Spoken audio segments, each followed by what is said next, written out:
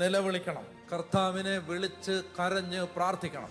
ദൈവം ഏത് വ്യക്തിയെയും നയിക്കുമ്പോൾ ആ വ്യക്തിയിൽ 3 കാര്യങ്ങൾ ഉണ്ടാവുന്നത് വരെ ആ വ്യക്തിയിലെ പരീക്ഷണങ്ങൾ തുടർന്നുകൊണ്ടിരിക്കും. എന്തൊക്കെയാണ് ആ 3 കാര്യങ്ങൾ?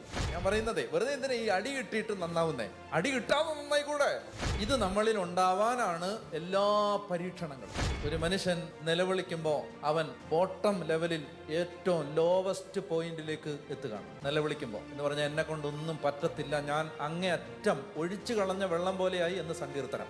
അവിടെ എത്തുന്നതിന്റെ തെളിവാണ് ഒരുത്തന്റെ നിസ്സഹായമായ നിലവിളി. എന്നെ കൊണ്ടൊന്നും നടക്കത്തില്ല എന്ന് അയാൾ പറയുന്ന പോയിന്റാണ് ആ ലോവസ്റ്റ് പോയിന്റ്. ജീവിതത്തിൽ ഏത് ദുശീലങ്ങളും മാറണമെങ്കിലും ഒരു പ്രാർത്ഥന ഇതാണ്: എന്നിൽ വസിക്കുന്ന പരിശുദ്ധാത്മാവേ, എൻ്റെ മുൻകോപത്തെ എടുത്ത് മാറ്റാൻ എന്നെ സഹായിക്കണം. നിന്റെ ശരീരത്തിൽ എൻ്റെ കുടുംബത്തിന് വേണ്ടതെല്ലാം ഉണ്ട്.